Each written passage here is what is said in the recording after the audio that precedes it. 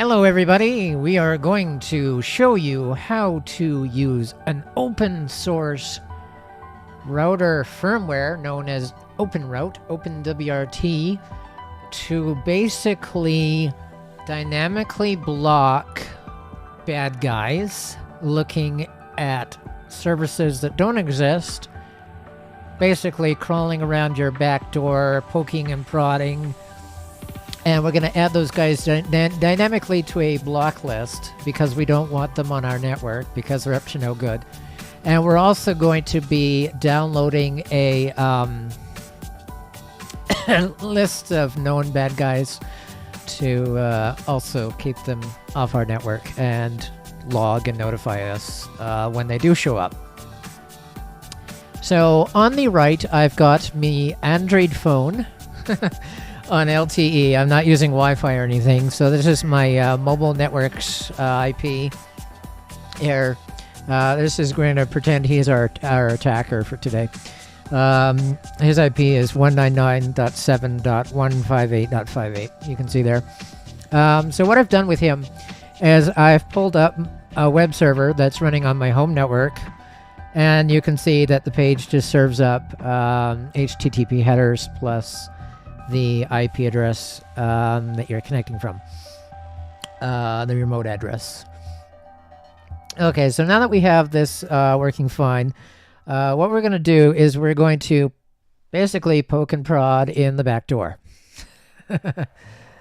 So to do this, I'm going to go ahead and open up on my Android phone a Telnet client. So I'm going to go into my Telnet settings, and I've got honeywrtdemo.dynamicdns.net, which is basically forwarding to my home's IP, which again I'll be changing at the end of this demo, so don't bother writing it down or saving it. So we're going to go ahead and try and connect to 23 Telnet, and we're going to get ourselves put on a blacklist so that the web server no longer responds because they're on that blacklist. So we're going to hit OK, and we're going to go ahead and hit connect. And it's going to try and connect. So looking on the firewall side of things here, we're going to basically look at the blacklist right now. So we're going to go ipset, list, and we're going to list the blacklist. As you can see, it's a pretty lengthy list of people that are poking around my back doors, which I don't want to have happen anymore because nobody wants that. So we're going to show you how they're dynamically added as well as we progress. So I'm going to go ahead and do ipset list blacklist again. And just to show you, I'm going to grep for my mobile phone's IP, which I'm going to go ahead and pull up again now. Oops. Come back here. Silly phone. 199.7.158.58. So I've basically refreshed that page, and it's going to continue refreshing and not doing anything because he's blocked. So we're going to go ahead and grep for this IP now. 199.7.158.58. And you can see there that he's on the blacklist with a timeout of basically 3,600 seconds, which is just under an hour. And he will continue to sit there and not load the page until I delete him from the blacklist. So I can actually demonstrate that now. So if I go ipset delete from the blacklist, the IP 199.7.158.58. And now that he's deleted, just grep for it again. He's not there. Oops. Refresh my Android phone here. Stop and refresh. And it refreshes just fine because he's not on the blacklist anymore because I took him off. So now that I've shown you what you could have, I'm going to show you the magic behind it all. Now, this could get very technical, so just bear with me here. Basically, you've got your OpenWrt router, which is forwarding ports and packets to your various servers and services. So I've got a web server on port 80 and blah blah blah, and a SQL server on 3306. But if they're poking and prodding on ports that I'm not forwarding, then they're basically dynamically added to a blacklist. So the tables we're going to look at today are forward.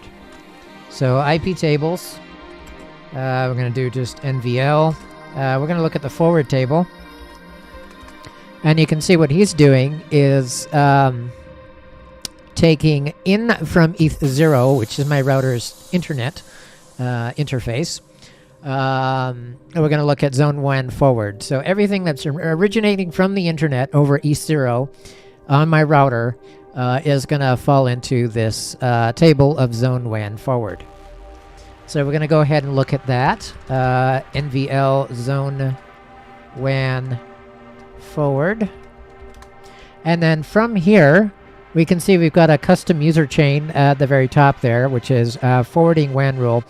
So these are taking all protocols, so TCP, UDP, from in any interface, out any interface, source and destination, anything, for both of these. Then we're going to continue on to forwarding WAN rule, that first rule there, because it matches that. So we're going to do NVL forwarding WAN rule. Okay, and now what this is doing that I've got right now is it's logging to the router's syslog all TCP packets. Regardless of what TCP type they are, it's logging all TCP packets because I'm using that for debugging purposes to find out exactly what is falling into this chain of firewall. After it's logged, it's going to go into another chain table called ipset WAN forwarding. So we're going to go ahead and look at that right now. NVL ipset WAN forwarding. Now this is where things get interesting.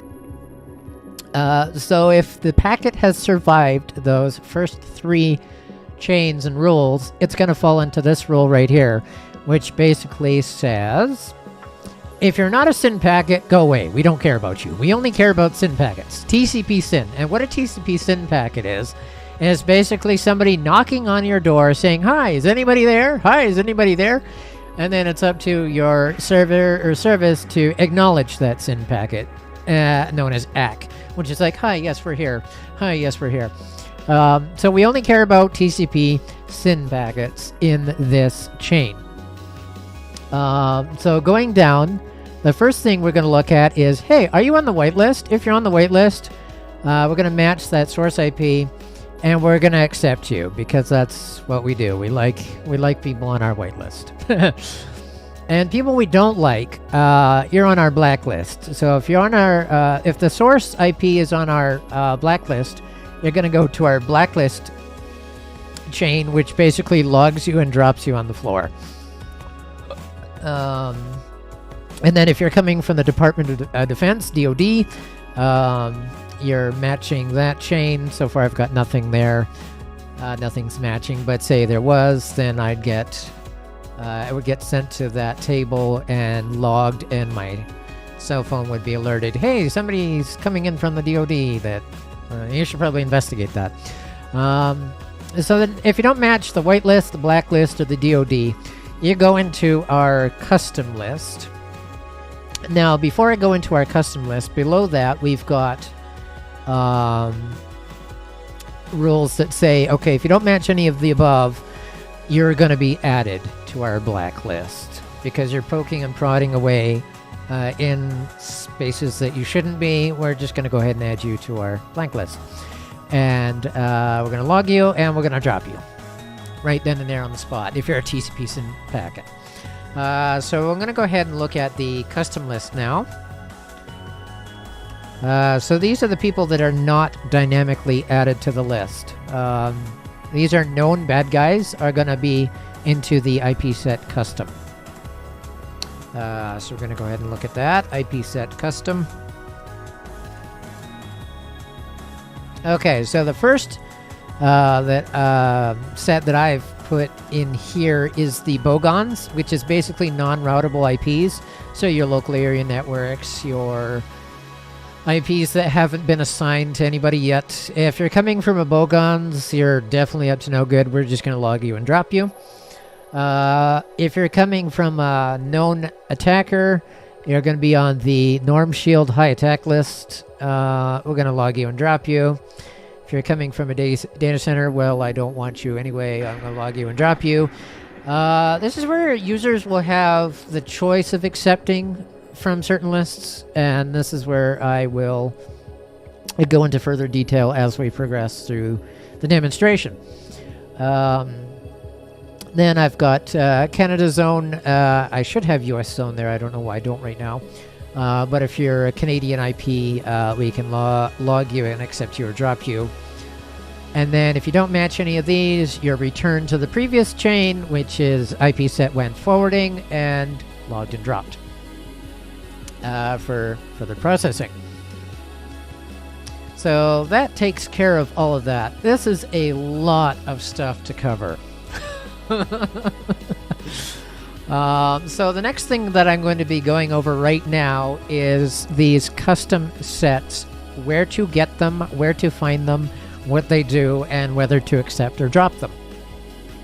So on OpenRoute, we've got config files. So I'm going to go ahead and look at etc config ipset. And in here, you can see that I've got the bogons source of countryipblocks.net, bogons cider IPv4 bogons text file. This is downloaded from the internet, and we are logging. You can have the choice whether you want to log with a 1 or a 0. You can give that log a prefix so it makes it greppable later if you want to grep that for just that list to see who's on it in your logs, which is nice. Here you can choose whether you want to accept or drop that list, how long you want the timeout to be if you do decide to drop them or accept them. So the timeout is basically, hey, I'm on the list for an hour. Hey, I'm on the list for a day. Hey, I'm on the list for a week. Hey, I'm on the list for a month. This is where you put that. 0 is indefinite. It means they will not fall off that list. And then you can enable or disable these sets with a 0 or a 1. So you can see I've got other lists like the Norm Shield High Attack, Tor Exit Nodes, which did not show in my custom rules. Oof. I'm going to have to investigate that too. Okay, data center, Canada, and the United States are on here, and there's room for lots more. So hopefully that is a lot of stuff to cover and demonstrate that I've got dynamically adding people to a blacklist where they're logged and dropped, and also that we've got custom lists that I've pre-downloaded that we've decided to accept or drop and log or not.